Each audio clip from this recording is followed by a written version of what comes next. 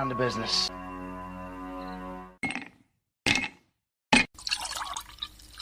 When he drinks, he thinks.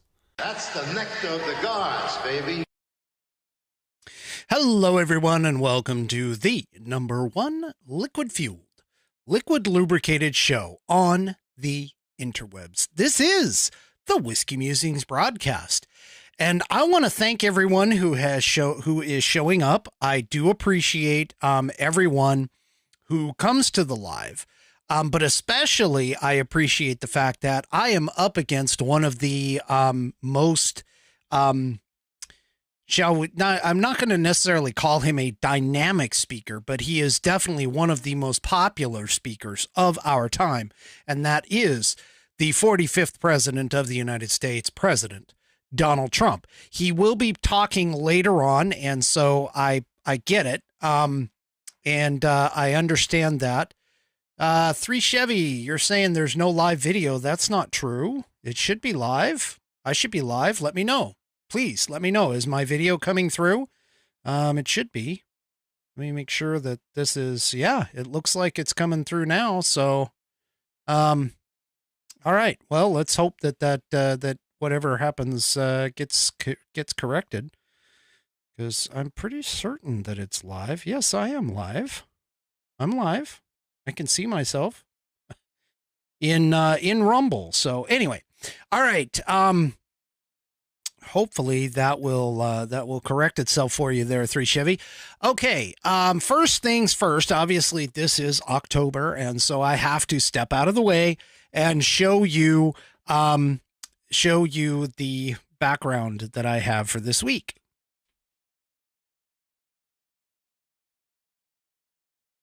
And it is a spooky background. So we're good to go. Oh, wonderful. I am so happy to see the person who submitted the question for tonight. This is awesome. Okay. So, first of all, I definitely want to get this going for all of us. Let me talk to you a little bit about tonight's sponsor for the show, and that would be, True Grit Roots Network. True Grit Roots Network champions independent artists while paying respect to the pioneers who shaped modern roots music, featuring outlaw country, blues, and rock with a unique twist of urban that is carefully selected and purposely put together. We are the radio highway that connects the back roads, highways, and city streets to your favorite dance hall, roadhouse, and juke joint. TGRN provides original exclusive programming and interviews that are produced and hosted by our own team of DJs, hosts, and personalities. Find us on the web at tgrn.net to download our app in the App Store and from Google Play. Alternatively, you can also find us in the Live 365 catalog of internet digital radio stations and through the Live 365 app as well. You can also play our station on your Amazon Alexa by saying, play True Grit Roots Network from Live 365. Be sure to use the word from in the command, play True Grit Roots Network from Live 365. Breaking boundaries for authentic roots radio. True Grit Roots Network, tgrn.net, Austin, Texas. And again, just to make sure that everybody understands, I am a part owner in that endeavor. That has been something that has taken, probably 3 or 4 years and maybe even longer to actually bring that to life for my partner, Jonathan Oogie Richards. It has been his dream to have his own internet radio station, and so that is just absolutely phenomenal. I do appreciate that. If you do go and check them out, I know not everybody likes blues and country, and Southern rock, but we do try to bring the up and coming artists, the ones that are actually going to and selling out venues, but haven't gotten like the really big attention from, the country music awards and things like that necessarily. There is some older stuff that's mixed in, but anyway, the thing about it is that we're trying to get like the college level, not yet pro, individuals in so that you can get a raw, unfiltered mix of music. So do me a favor, check it out. If it's your kind of thing, hang out. Otherwise, I appreciate you looking anyway. Okay. So, thank you. Mama. Ooh, I gotta get switched. Oh, wait a minute. I know why I'm not switched. Thank you, Mama Five Kitties. I do appreciate that. Yes, this is a new background for, of course, celebrating maybe not celebrating may not be quite the right term, but at least recognizing that this is the month of October and it is scary coming up. Don't forget, I do have a Halloween episode. It will air on the Saturday before Halloween, since Halloween falls onto the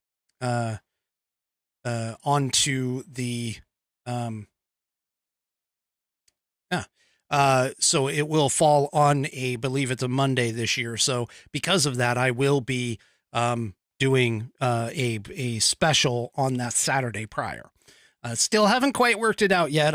Like I said, I tried to get some of Hannah's horrific history, but she's busy that weekend. So unfortunately that didn't work out, but I will come up with something. I have done spooky stories and things of that nature. So there will be a special on Saturday. I just haven't quite figured out exactly what it's going to be. Okay. Now, I have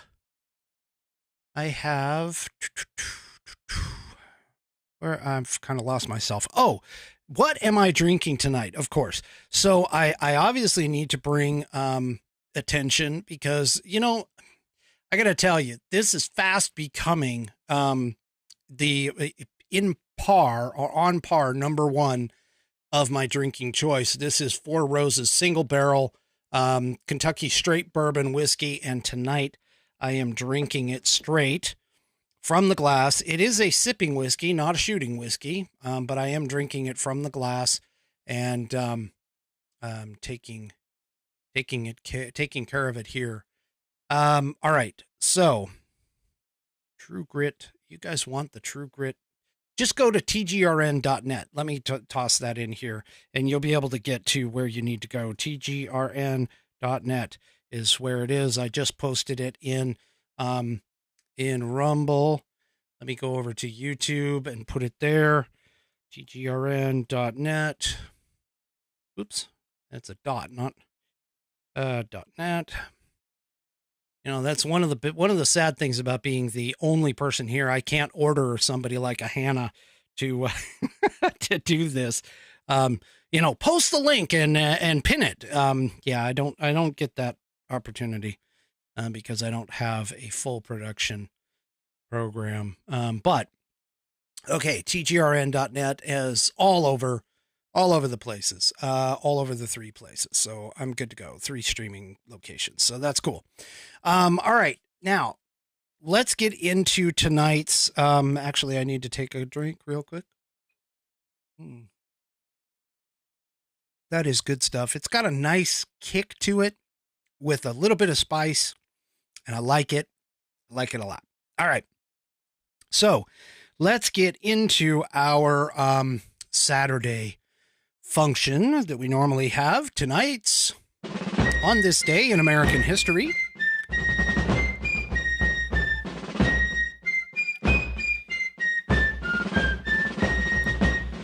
All right, and tonight is October 8th, and we're going to be talking about Sergeant York.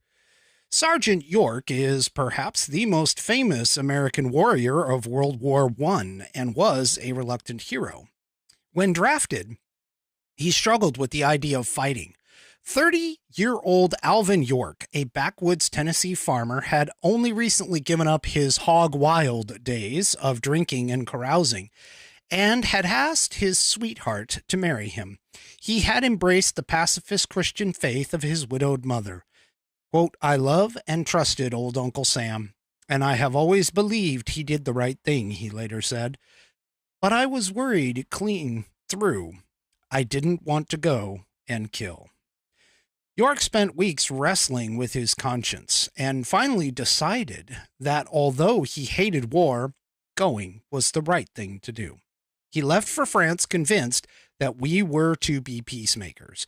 We were to help make peace the only way the Germans would understand. He had grown up hunting, and the other soldiers soon discovered that he was an astonishing shot. On October 8th, 1918, in the Argonne Forest, his marksmanship saved American lives when his patrol ran into a German machine gun nest. Our boys just went down like the long grass before the mowing machine at home, he recalled. He went on the attack, picking off 25 Germans with his rifle and pistol before their commander surrendered. By the time York and his companions got back to headquarters, they had a long line of prisoners. Well, York, I hear you have captured the whole German army, an officer said. York replied that he only had 132. Promoted to sergeant and awarded the Medal of Honor, he was greeted in New York City after the war with a ticker tape parade. But he declined to grow rich off his fame. He returned to Tennessee, married his fiancée, established a school for mountain children, and farmed the land as he had before. And that is tonight's On This Day in American History. Of course, that is being read from the American Patriots Almanac. Great book. You need to go and get it. It's by William J. Bennett and John T.E. Cribb at bookstores. Let me go ahead and just toss this up here. Let's try and see if this will get... Yeah, there's the ISBN number for it if you're looking for it. But, yeah. So this is a great book. I love it. I read it every Saturday, or almost every Saturday anyway, because I am a student of American history. I love American history, and I love talking about it and everything else. And yes, buddy, you are going to expand my drinking horizons pretty soon here. So that'll be interesting. I'm sure that'll be featured on the next broadcast on Wednesday night at 8 p.m. Eastern, 5 p.m. Pacific, of course, is when that goes. All right. Now, tonight's kind of a little bit of a different flavor in the show. And the reason being is because I received yesterday, I think it was yesterday, might have been late on Thursday, but I received a very compelling submission for questions for whiskey. And it was compelling, not so much in the question, but in the open-endedness and the depth in which we should really take a look at this, because I've seen this talked about on, multiple places. I doing some research. I popped up a bunch of articles and everything else. So tonight we are going to hit the question for whiskey, quickly for tonight. And that is right now. And tonight's questions for whiskey comes from Kat Pikarik. And I'm hoping I'm pronouncing that correctly. I believe that's how I did it last time, and I was right last time. So hopefully I'm right this time. And I am so glad that I see Kat in the chat over on the Rumble channel. If you are watching on YouTube and Facebook, do me a favor, hop on over to Rumble, make an account, subscribe over there. That's where I'm kind of focusing things, even though I'm sending things out to Facebook, YouTube, Twitter, that kind of stuff, and also the audio portion of the program as well. But do me a favor, go over to Rumble. Rumble's my main place, free speech alternative to YouTube. But, okay, stop. We got to get to the question. All right. So, Kat Pekarik says, whiskey. I am curious about what you think in regards to the American status under the Jimmy Carter administration compared to Joe Biden's administration. I understand you aren't the age where you lived through Jimmy Carter administration, or you were too young to pay attention. Well, I mean, let's be honest. I was born early in that era. So yes, you are correct. I wasn't really paying attention to politics up until probably Reagan's second term. But that being said, understanding politics and looking back into history, like I said, I am a student of history. I believe that history needs to be studied in order to avoid repeating it. And therefore, this is a absolute perfect question. But let me continue this on here. I value your knowledge of history. Well, thank you. I appreciate that. I was born in 1979 and vaguely remember President Ronald Reagan. Thanks, Kat Pekarik. Well, Kat, you are the first person who has forced me into a situation where I have to have an entire segment for a question for whiskey. So congratulations. I applaud you. That is great. Awesome. I love it. But let's take a closer look at this. And for this, I need to kind of go back a little bit in history. Now, I don't have a ton of graphics for this, so a lot of this I'm just going to be talking on stuff. But hopefully I'll be able to pull up some things for you and that kind of stuff. But a lot of people have been sitting there and trying to compare Joe Biden to Jimmy Carter. And the reason being, of course, is because Jimmy Carter, I mean, let's just face it. He was the last president outside of Reagan, because Reagan picked up where Carter left off. But Jimmy Carter was having to deal with a slew of historical actions that had happened. In particular, the ones that most people try to compare Joe Biden and Jimmy Carter to in terms of the environment had to deal with the oil embargo that happened with the Middle East not sending us oil, and the oil prices and gas prices, skyrocketing. The other thing that they tend to compare to is the fact that Jimmy Carter came in as president under high inflation. We also had a very stagnant economy, and that the term that was coined basically out of this is called stagflation. And the reason being is because the unemployment rate was really high, inflation was really high, and so a lot of people were out of work and having problems in the 70s. And then, of course, you add to that the whole energy crisis that we ended up in. We, here in America, up until the mid 70s, late 70s, early 80s, we had continually embraced the larger vehicles, the larger gasoline vehicles. And so, if you look at pictures from the 70s and things like that, like my mom had a Monte Carlo that I can barely remember within my mind, but the Monte Carlo was huge. And, it had a V8 engine. We in America, we were all about heavy steel vehicles. We were all about big engines. We were all about, the whole thing in terms of the larger cars. The whole economy cars and the Japanese era, in particular, the Asian, had issues.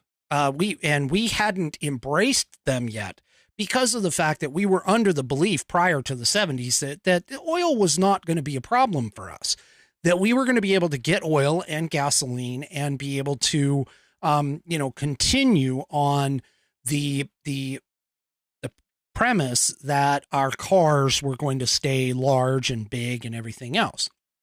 So in the 70s, we started to get a oil embargo coming from OPEC, in particular out of Iran. And Iran actually went on strike and decided that they weren't going to kick out the oil and everything else. And yes, actually, it was a Monte Carlo SS. It was white and maroon. So the inside was maroon. The top had a maroon kind of. It looked almost like it could have had a convertible top, but it wasn't a convertible top. It had like a vinyl top on the backside, on the back end, and it was great. I mean, it was awesome. I remember, side note, just real quick. I remember getting stuck in the snow in Colorado in the thing. But anyway, so yeah, we had we have had some serious issues. And the sad part about this whole thing was, of course, that we had just gone through the Vietnam War. So if you remember the Vietnam War, where we lost quite a few Americans, in fact, far more than we have lost in any war since. But the Vietnam War was finished or taken, we got out of it because of Richard Nixon. Richard Nixon got elected, and he came in, and one of the things that he did do is he got us out of the Vietnam War. It was a very unpopular war, and it was a very there were a lot of protests. There were a lot of people who didn't believe that we needed to be in that war. Well, what even happened even worse is the fact that we had our first vice president, who, and let me get his name. The nation itself was completely divided. Okay. And what we ended up with was, let me see. I got to find the guy's name. It's a VP. Oh, shoot. I don't see it here. Let's see. Where is... Okay. I got to find it here because I definitely want to tell you this guy's name. Okay. So, oh, there it is. So there was a scandal for Vice President Spiro Agnew. Vice President Spiro Agnew was actually, he resigned from office. So this was the first time that a VP had actually resigned from office, and over completely unrelated charges, but he was accepting bribes apparently and evading taxes. And so Spiro Agnew actually left office. He resigned. And what happened was then Nixon used his power under the 25th Amendment, by the way, and here's where some of the parallels start to come into play. So Nixon used his power under the 25th Amendment to appoint Gerald Ford. Now, Gerald Ford is ironically the one and only president that actually never really got elected and became president. Okay. Now I laugh a little bit at that, but it is kind of serious. So they brought Ford in as the VP after Agnew left office. Okay.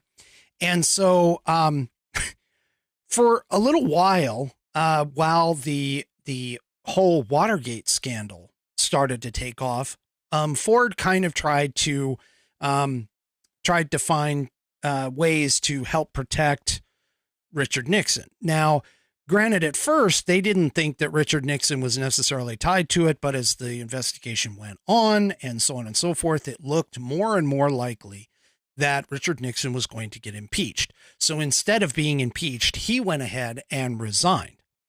Now, he resigned and brought Gerald Ford into presidential office.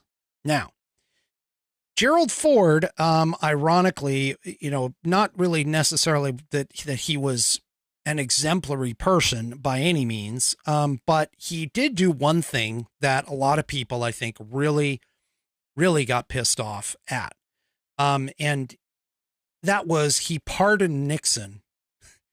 When Nixon left office, Ford pardoned Nixon. In fact, a lot of historians tie that to the reason why Ford did not have as well of a re-election campaign as what he could have had he not pardoned Nixon. If he'd have just left Nixon alone, he'd have been resigned, et cetera, we probably would have been in the same situation as we are as we have been with Trump, where, impeaching a president after he's already left office is not necessarily the purview of the Congress. However, Ford basically wanted to bring the country back together, and he kind of, he sort of campaigned on it, but not really. Unfortunately, he was a jock in his past, but he also had this thing where it was overhanging his, his presidency. Like some of the people in the Rumble chat have pointed out, he seemed to be very clumsy. He was reported to be very clumsy, even though he was, he was a football star and that kind of stuff. But he started also with the remaining 2 years, because of what Nixon did, he walked into inflation. Ford walked into the domestic energy crisis and, of course, a weak economy with high inflation and unemployment. Okay. So he also had problems because he was a Republican. He also had problems with the Democratic Congress. So that's Gerald Ford. Gerald Ford also didn't make himself popular because he vetoed 66 pieces of legislation. He had a basic philosophy of fiscal conservatism. A lot of things that a lot of people were not happy about at the time. So we ended up with Gerald Ford going up against Jimmy Carter in 1976. And Jimmy Carter came in as basically coming out of the gubernatorial office in Georgia. He spent his last 2 years as governor, going around the whole country and trying to gain votes. Okay, so Jimmy Carter campaigned on the idea that he was an outsider, that he was a political outsider to Washington, much like what Trump did in terms of his campaign, in the idea that he was going to go and Carter was going to go and clean up Washington. He was going to go and get us out of the economic problem that we were going to be in. And he was going to clean up Washington, much like Trump did. And ironically, Jimmy Carter actually was not what you would consider your typical Democrat of today. He was a very, very staunch American advocate. He believed in America. He was an American patriot. And yes, he was a peanut farmer from Georgia. His brother, Buddy, created Buddy Beer and all this other stuff. But the thing about it is that Carter went in with the idea that government was not the answer to our problems, and that government should be restrained. He actually wanted to alleviate regulations. He wanted to deregulate things.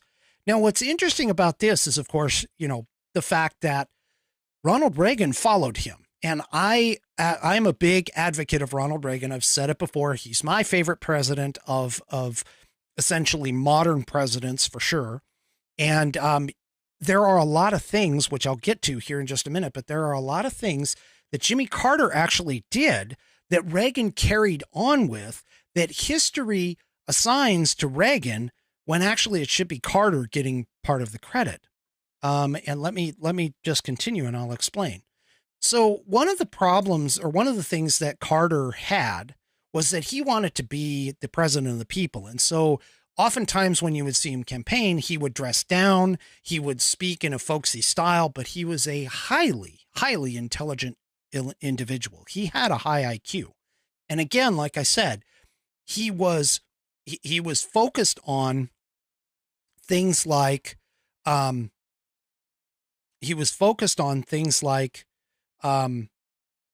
fiscal conservatism, again, deregulating the government, focusing on the American people to get ourselves out of the financial crisis. Unfortunately, one of his biggest downfalls when he came in was obviously the fact that he was an outsider to the way that Washington works. And so, unfortunately, he made several missteps along the way, and wasn't able to do some things that he really wanted to do. He also had very little foreign policy experience. And so one of the things that, unfortunately, while he had several successes in the foreign policy arena, okay, he still had some serious missteps. And unfortunately, those serious missteps defined his presidency. Okay. So as far as when we start comparing, Carter to Biden, first of all, Carter, again, was in the mindset of America first. America can pull herself out of this trouble. We need to deregulate government. We need to, in fact, Carter did deregulate a couple of very large industries, which ultimately helped when Reagan came into office and helped to start turn the economy around. He wanted to, he believed in America. He didn't want to depend on foreign products. In fact, he did a speech from, I believe it was from Camp David in, let me see here, in July, it was July 15th, 1979. And it's called the Crisis of Confidence speech. And this is where he and Joe Biden kind of align up. So in a little ways. So let me just read you a small excerpt or a little excerpt from this, and I got to find it again. Okay. So this is probably about a third of the way down. And he goes, I want to talk to you right now. So this is quoting from the speech, by the way, for the audio listeners. I want to talk to you right now about a fundamental threat to American democracy. I do not mean our political and civil liberties. They will endure. And I do not refer to the outward strength of America, a nation that is at peace tonight everywhere in the world, with unmatched economic power and military might. The threat is nearly invisible in ordinary ways. It is a crisis of confidence. It is a crisis that strikes at the very heart and soul and spirit of our national will. We can see this crisis in the growing doubt about the meaning of our own lives and in the loss of a unity of purpose for our nation. The erosion of our confidence in the future is threatening to destroy the social and political fabric of America. The confidence that we always have had as a people is not simply some romantic dream or a proverb in a dusty book that we read just on the 4th of July. It is the idea which founded our nation and guided our development as a people. Confidence in the future has supported everything else, public institutions and private enterprise, our own families, and the very Constitution of the United States. Confidence has defined our course and has served as a link between generations. We've always believed in something called progress. We've always had a faith that the days of our children would be better than our own. Our people are losing that faith, not only in government itself, but in the ability as citizens to serve as the ultimate rulers and shapers of our democracy. As a people, we know our past and we are proud of it. Our progress has been part of the living history of America, even the world. We always believed that we were part of a great moment of humanity itself called democracy, involved in the search for freedom, and that belief has always strengthened us in our purpose. But just as we are losing confidence in the future, we are also beginning to close the door on our past. Okay. So he kind of goes through and he talks a little bit more about the loss in particular of things like,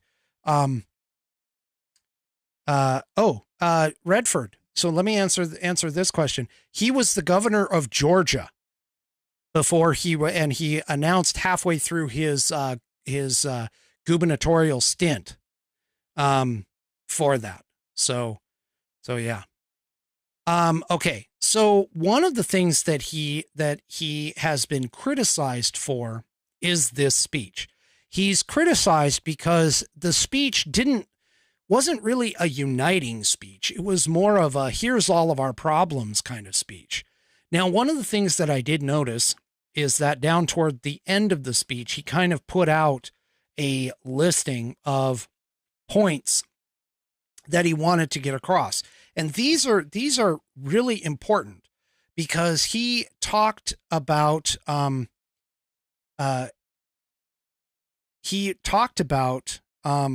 energy in this speech.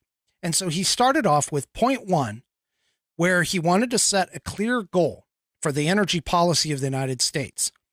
Now, the thing about, and this is where he's going to be different than Biden. Biden is actually depending us on foreign oil. He has been begging for foreign oil. Carter actually stated that in his mind, that this nation, and as I'm quoting from his speech again, beginning this moment, this nation will never use more foreign oil than we did in 1977. Never. From now on, every new addition to our demand for energy will be met from our own production and our own conservation. The generation-long growth of our dependence on foreign oil will be stopped dead in its tracks right now, and then reversed as we move through the 1980s. For I am tonight setting the further goal of cutting our dependence on foreign oil by 1/2 by the end of the next decade, a savings of over 4.5 million barrels of imported oil per day. So his first point was that he wanted to end our dependence on foreign oil. This is not what Biden wants to do. Point number 2 was that he was going to use presidential authority to set import quotas. And for 1979 and 1980 in particular, he was going to forbid the entry of 1 drop of foreign oil more than these goals will allow. So in a way, he kind of was saying, okay, we need to focus more on our own oil, own energy sources. Now, he also started talking about other places of oil, alternative sources of fuel, coal, oil shale, plant products. So he was talking about the ethanol. He called it gasohol, but ethanol. So the corn, and from unconventional gas. And he also was talking about solar energy as well. So in his mindset, he believed that we needed to get off of foreign oil. We wanted to get together and, bring American independent energy back. This is not what Biden wants. Biden wants us dependent on foreign oil. In fact, he's looking to try and drain the SPR for that purpose. He also talked about, where's point 4? Point 4, he again talks about having utility companies cut their massive use of oil by 50% within the next decade. Now, this in particular, and switch to other fuels. Now, he calls out specifically coal, which is at the time was our most abundant energy source. Okay.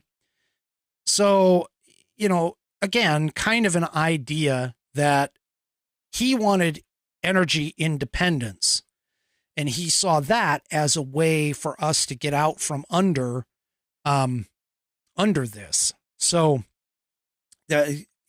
this is not Joe Biden. Joe Biden has absolutely no desire to get us energy independent unless it's on what he considers green energy, which we all know is unreliable, is still in its infancy stages, has all kinds of environmental problems, and that kind of stuff.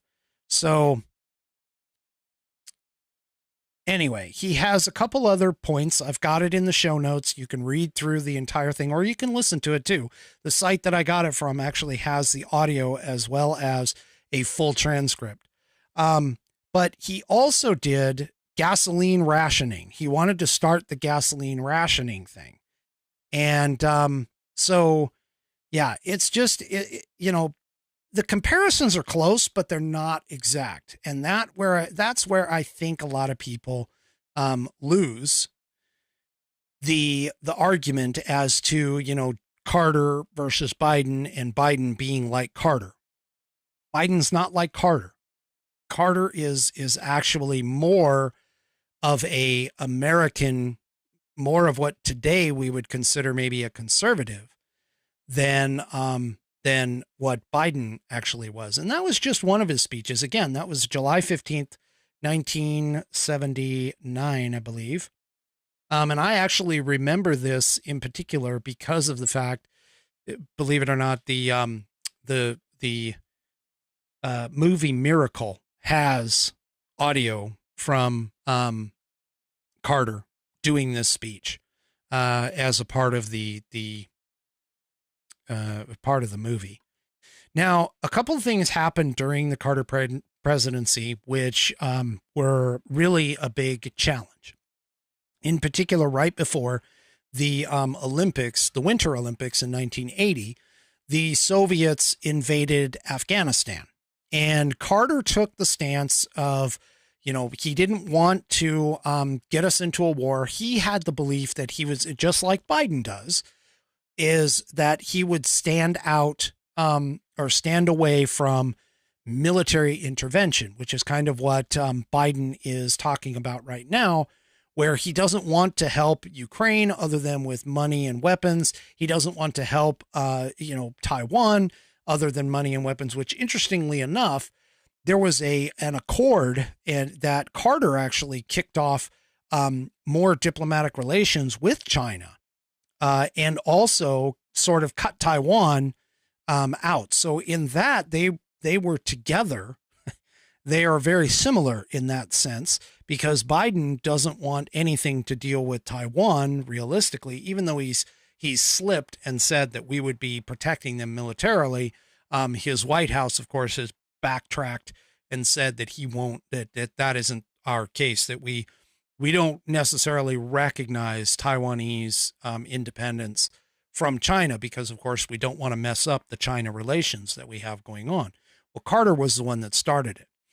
Also, tying Carter into a question of the week on last week's episode, I believe it was, with the Department of Education, Carter actually kicked that back off because, as you remember, they created the Department of Education, then dropped it down to the Office of Education, took it completely out, and Carter actually started it back up with the Department of Education. So Carter he did some things that were not happy with that.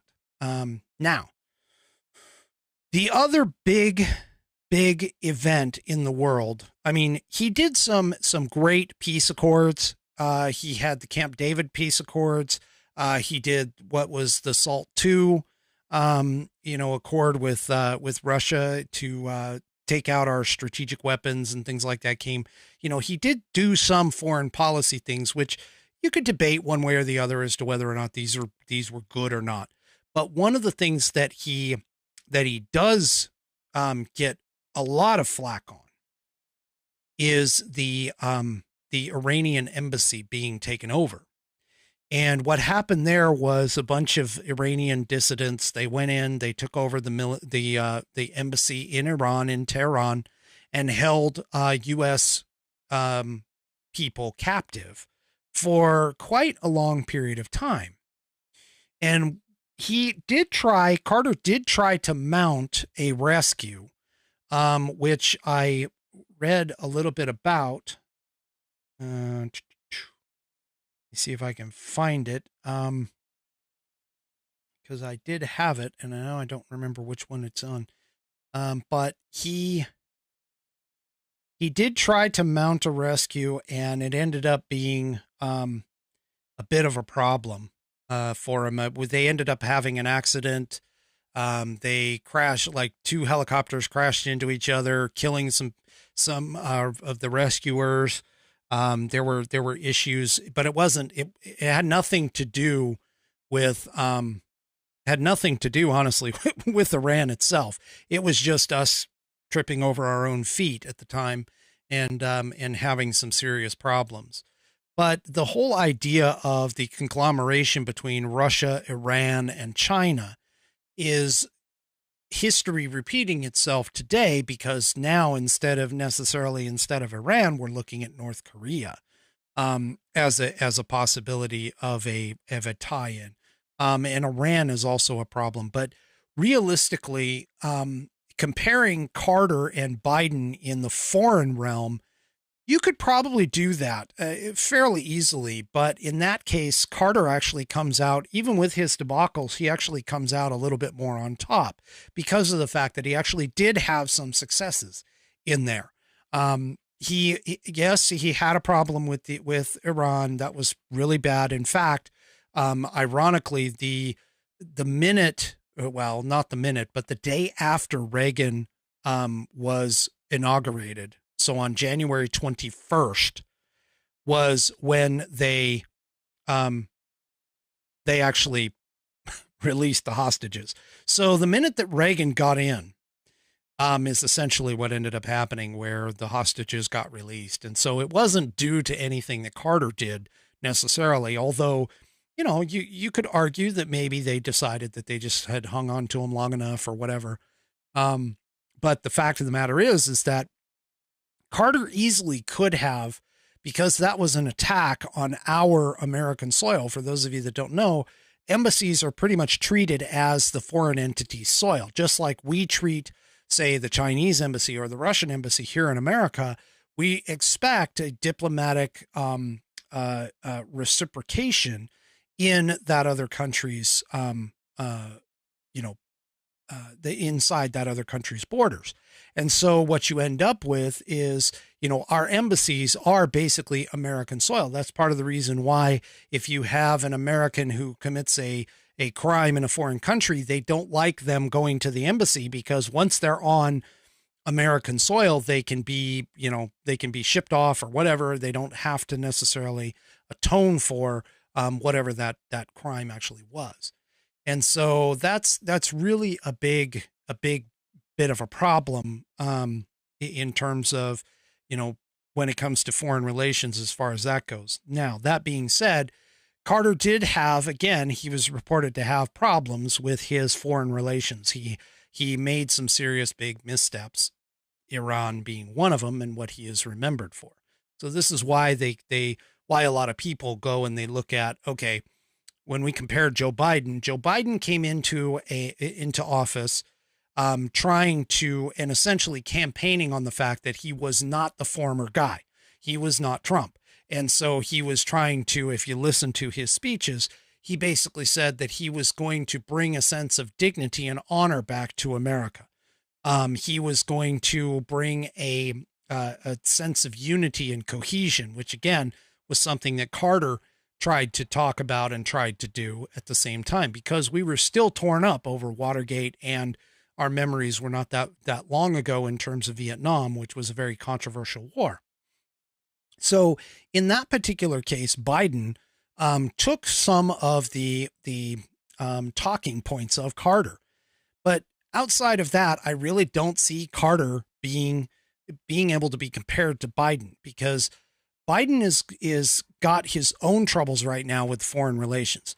He literally has a huge issue with Russia and with China. We all know, and I've said this before and I'll say it again, we all know that Hunter Biden took money from Ukraine, from Russia, from China in particular, and funneled it, at least a portion of it, to the big guy, who is, by all accounts, Joe Biden. So all of this is setting up a scenario, whereas Carter, in terms of that, he didn't have any of these scandals. I mean, yes, he had some missteps within his presidency, but he didn't have these scandals to try and fight with and work with. Now, as far as inflation is concerned, okay, inflation itself today is nowhere near what inflation was when Carter took office. Okay. We were in double-digit inflation when Carter took office. And ironically, in terms of the specific economies, Biden is actually polling right now worse on the economy than Carter ever did. Carter had his problems, but his ratings, his approval ratings, fluctuated wildly. But he wasn't like he had highs in the 60s, he had lows in the 30s. And it fluctuated quite a bit because, of course, during his 4 years in office, the world was in a very tumultuous state. Okay. Now, as far as looking at what Biden is doing with inflation in comparison to what Carter did for inflation, and this is a key point. Okay. This is a very specific key point. While I tend to credit Reagan for the whole idea of Reaganomics and the whole idea that, raising inflation rates raising interest rates higher than inflation rates is going to slow down the inflation rates and eventually get rid of them. Okay. And that deregulation is the path forward. Okay. All of this is true. However, the guy who actually did that, and I'm trying to find his name. Let me see. Oh, it's in here. It's in this article. Okay. So the guy that Carter actually put in at the end of toward the middle to the end of 1979, because inflation was hitting, and this comes from a New York Post article, which ironically, even though they're a right-leaning outlet, they actually did a fairly good, even-keeled write-up on this. So let me just say right here, Carter also, and this is reading from the piece here, I'll actually bring it up. Let's see if I can, where is it at? There it is. Let's see if I can actually bring it up here.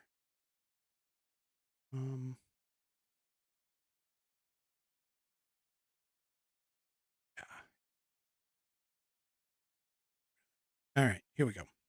All right.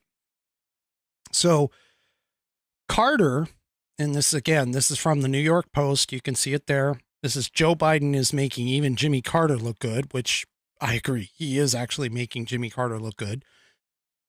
But in the piece, about halfway, maybe 3/4 of the way down, he says, the writer says, Carter also in time got two of the very biggest issues right. Inflation had been raging since Nixon abolished the peg to gold one August weekend in 1971. So for those of you that don't know, we used to have a gold standard, meaning that we couldn't have more paper money circulating than what we actually had in the value in gold within that spot. Now, Nixon took care of that. Nixon took that out. He basically established the Fed and got rid of the whole gold standard idea, which was really, really a bad idea. Got rid of the idea of that. So anyway, and especially during the Middle East imposed oil shocks of 1973 and 1979. Okay. With inflation hitting 13% by July 1979, Carter yanked his former appointee from the Federal Reserve and installed a civil servant and Nixon appointee, Paul Volcker, Volcker, Paul Volcker. Now, Volcker came up with the idea that he needed to raise inflation or raise interest rates above inflation rates in order to stem the tide of inflation. Now, the interesting thing about this is, again, keep in mind, he was put in originally in July of 1979 by Carter. He carried through with Reagan. Reagan actually supported Volcker and supported his ideas. So even though Reagan carried that thought on, Carter should actually get the credit for appointing Volcker into the office. Now, the other thing too was that Reagan carried on with Carter's ideas of deregulation. Reagan went through and tried to deregulate and also cut spending. And Carter wanted to cut spending too.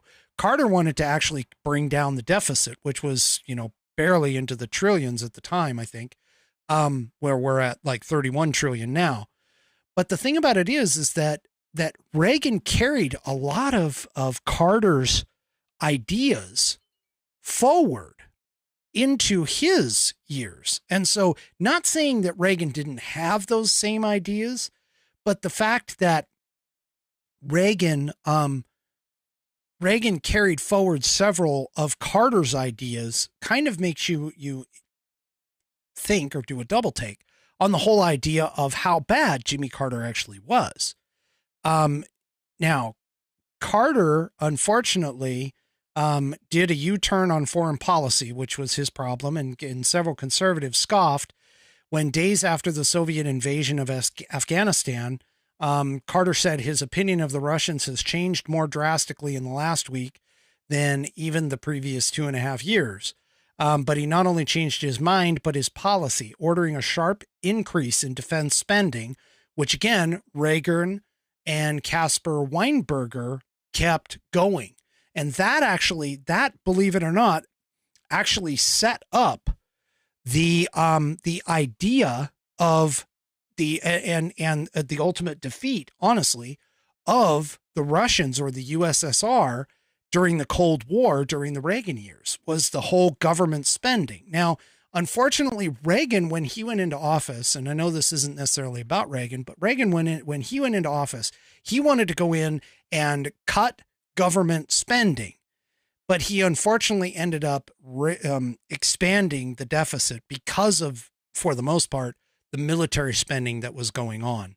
And so, Carter kind of deserves a little bit of credit for our military spending and the ultimate end of the Cold War. He's not credited with that very much. And so, unfortunately, while I sit here and I think about this, and I think about Carter, and I think about his presidency, and as I've read through several of these articles, I'm going to be honest with you. I don't know how anybody could necessarily compare Biden and Carter and then say that Biden is better than Carter. There's just no way.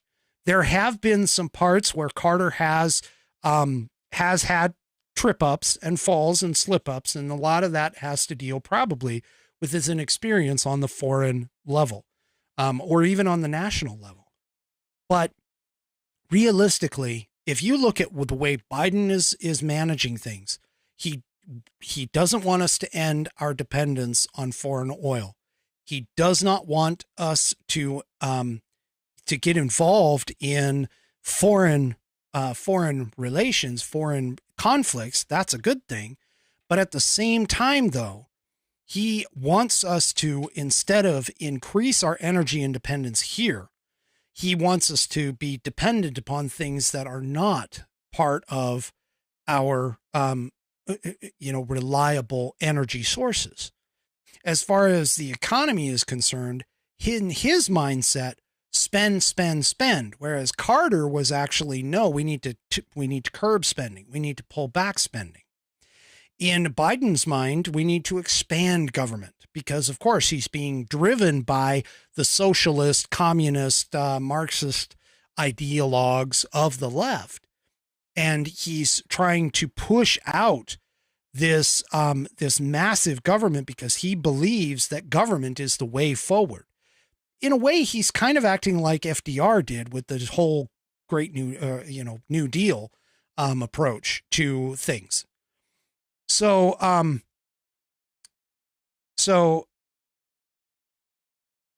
anyway, I honestly think that we can't necessarily compare the two of them per se, other than a few environmental situational things that are going on, like the debacle pullout in Afghanistan. That looked really horrible.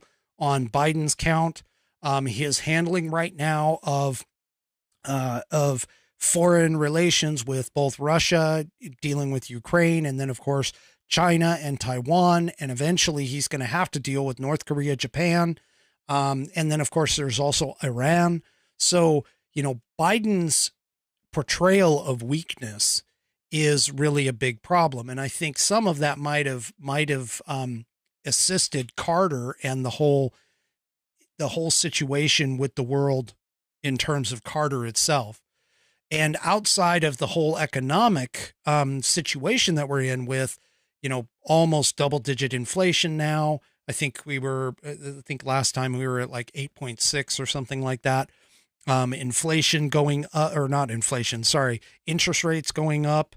And the whole idea of the Fed only raising, 0.75 of a point to try and stem inflation. The approach that both of these men took toward inflation, which, again, speaking frankly, a lot of what Carter wanted to implement, Reagan actually picked up and took over and gets a lot of credit for. So, even though Carter was a Democrat, I honestly don't think you can compare him and Biden. You can't even put them in the same room with one another as far as their belief systems, the way they wanted to handle government.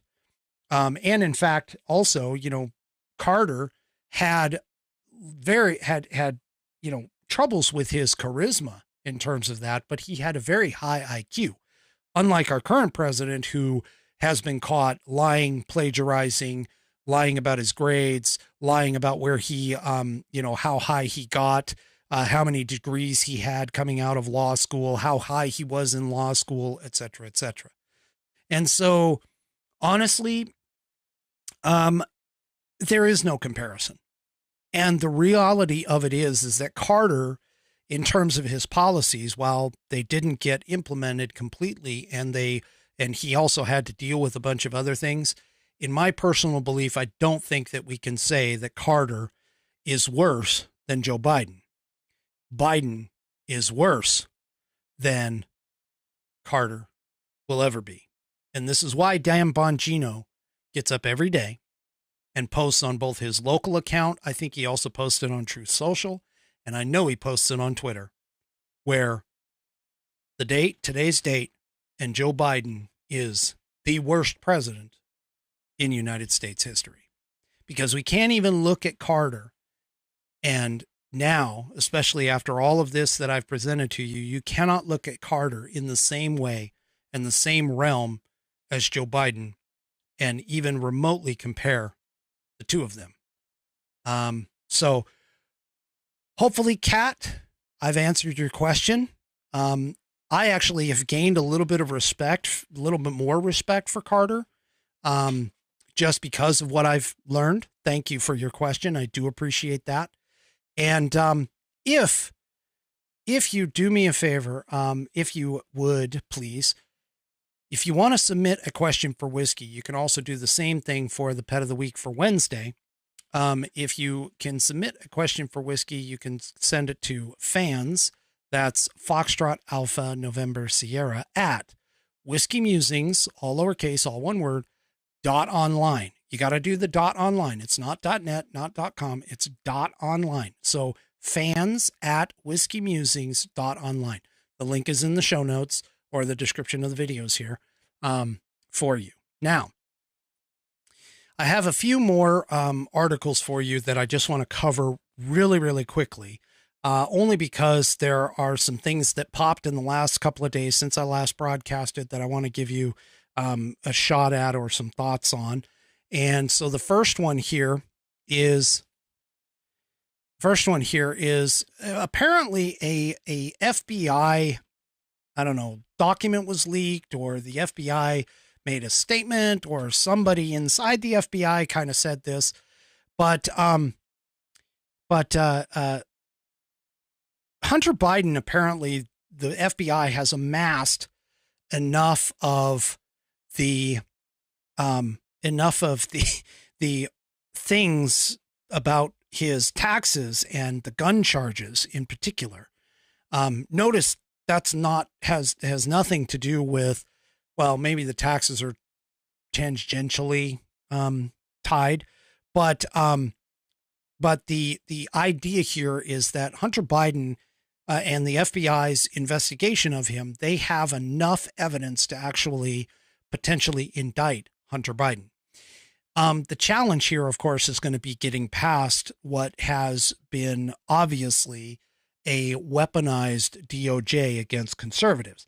Since Hunter Biden is not a conservative, the skeptics doubt, I am one of them, I will admit, that Hunter Biden will actually face any punishment after new reports of possible charges. Now, Dan Bongino did an awesome episode on this. And to be honest with you, I really think that Hunter Biden might be set up as the fall guy for Joe's involvement in the influence peddling scheme.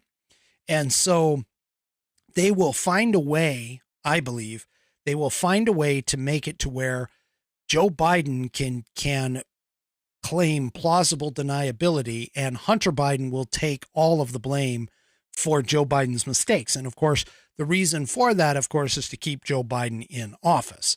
But realistically, again, I don't think Hunter Biden's actually, especially not with this DOJ. Now that might change should November actually occur the way that we think it will. That may change, but the fact of the matter is, again, this is a long time coming. I mean, we've talked about, I've talked about Durham and Durham investigations and so on and so forth. I mean, realistically, if you're a Democrat, you have essentially a safe zone or a get out of jail free card. If you're a conservative, good luck. No such luck going to happen there. The next thing is, and this is something that just popped. In fact, yeah, it popped yesterday, which I thought was kind of interesting. So here in Washington, we do universal mail-in balloting. Okay. And by that, I mean, we vote by mail. Everything is vote by mail. I voted against it when it came up, but, it is something that a lot of states, especially because of COVID, a lot of states have been struggling with over the course of time. And a lot of this happened. Yes, buddy, I did say plausible deniability. I did. Yes, plausible deniability. I know. We got to talk about that sometime. But the whole fact of all of this is that a lot of people don't understand, and that Joe Biden and the Democrats are trying to federalize our elections. But according to the Constitution, and of course, you know, I am a constitutional conservative, therefore I focus on the Constitution. The Constitution basically says the states are the ones that have the primary responsibility outside of setting the date for voting. The states are the ones that actually run the elections. The thing about it is apparently in Delaware, the Delaware Supreme Court has stated now, unequivocally, that universal mail-in voting violates the state constitution. Now, this is an incredible good step forward for the state of Delaware in particular, because of the fact that they had been pushing universal mail-in voting, and they were looking for expanding the reasons that you could vote. And apparently, according to the Constitution in Delaware, it basically means you can only mail in vote or absentee vote is what they call it. If you're sick or you are invalid and can't get to a polling station, essentially. So, those three cases, but somebody somewhere wanted to expand the law and make it to where everybody can just request a mail-in ballot. And unfortunately or fortunately, I should say, not unfortunately, but fortunately, that has been struck down by the Delaware Supreme Court. So this is absolutely a fantastic thing that has happened yesterday, that happened and popped. Now, another thing that's been going on that I think that I've been watching has to deal with, of course, Section 230. We have, the whole thing with Meta and how Meta worked with the FBI to suppress stories, including the Hunter Biden laptop story, which I have consistently maintained has enough of a sway that it could have that it likely affected the outcome of the 2020 election. So guess what? YouTube, you're probably gonna censor me for that, but you know what? Double-barreled, family-friendly middle finger there, buddy. I think that it is very likely that there's enough of a change there just by the suppression of the Hunter Biden laptop, which is true, a true story, that there was enough suppression there to actually change the outcome of the election. But one of the things that has occurred here is that apparently there's a lawsuit that has been naming Biden administration people in government on the big tech censorship lawsuit. There is a lawsuit, and nearly 50 new government defendants have been added to a lawsuit that alleges the government induced censorship of state officials and others on social media. And there was a second amendment to amended complaint in the case of Missouri versus Biden, which includes 6 new agencies, bringing the total of 13, and 41 new individual defendants, bringing the total of 54. Now, keep in mind, the state Supreme Court has also decided to take up a case with regards to Section 230. For those of you that don't remember, Section 230 is the section of the United States Code that protects big tech like Twitter, Facebook, etc., because they are classified as platforms and not publishers. They can get away with not being sued for having someone somewhere making a statement that might be considered slanderous, libel, etc. Okay. Now, this actually is very interesting, and I would imagine that this is probably going to go all the way to the Supreme Court as well. So you're starting to see lawsuits that are entering the legal system that eventually, within probably the next 5 years, maybe 10 years, will end up in front of the Supreme Court. And so, free speech is definitely under the gun right now, as far as being clarified, classified, quantified, however other fied you want to say, with regards to our freedoms. The Supreme Court is eventually going to have to weigh in on these kinds of things. Now, this last one also kind of talks about free speech, but what's interesting is this is an interesting tact. I never would have thought that this would be a valid tact or strategy. But when you think about it, it might actually be brilliant. So Donald Trump has sued CNN.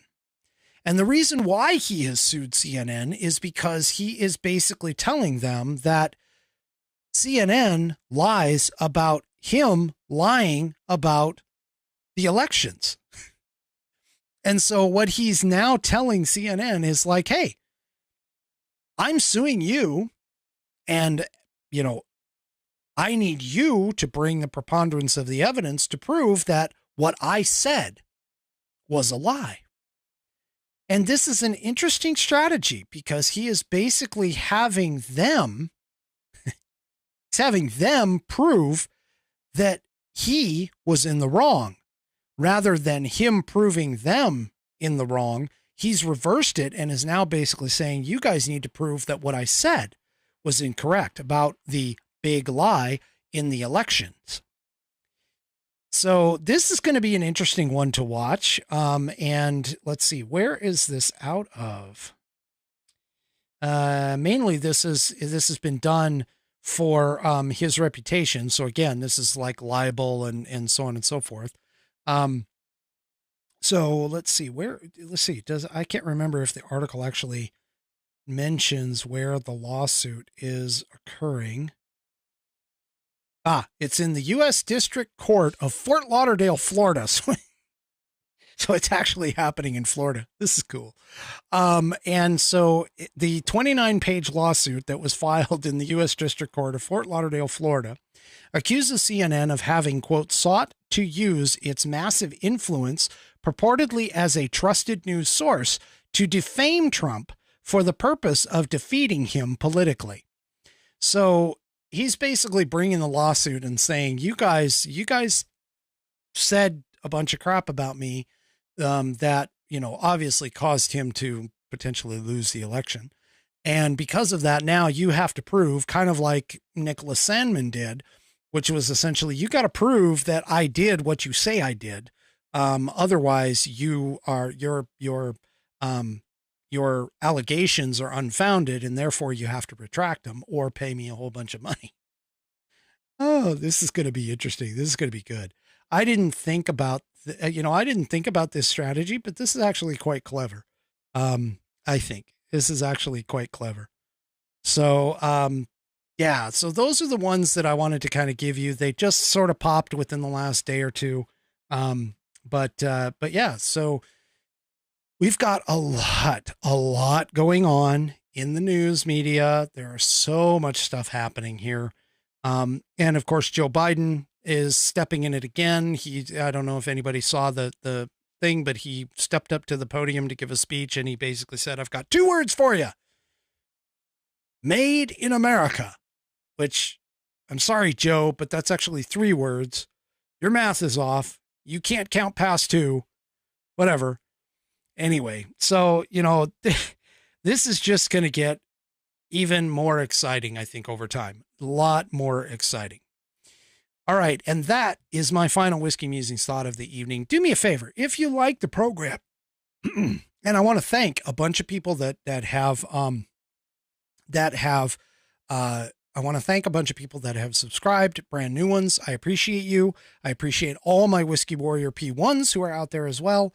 But do me a favor. If this is your first time to the program, you like what I do, you like what I have to say and everything, head on over to Rumble, sign up for an account and subscribe. You can also subscribe to the audio portion of the podcast on Spotify. I think I carry it on Google, not that I really want to. And, a couple of other places that carry the audio portion of the program. If you can't watch the video portion, just pick up the audio portion as well. Other than that, I do appreciate your time. Christmas is coming up. Run on over to the Whiskey Musings logo store.whiskeymusings.online. Yes, that is store.whiskeymusings.online. And pick yourself up some logoed gear. We've got great stuff there. And I think coming in the near future, I will probably be throwing up a promo code or 2 in preparation for Christmas coming up. Other than that, we will see you Wednesday on the next Whiskey Musings broadcast, Wednesday nights at 8 p.m., 5 p.m. Pacific, 8 p.m. Eastern, 5 p.m. Pacific. And of course, right here on Saturday, 9 p.m. Eastern, 6 p.m. Pacific. We'll see you next time on the Whiskey Musings broadcast. Have a great rest of your weekend. Good night, everybody.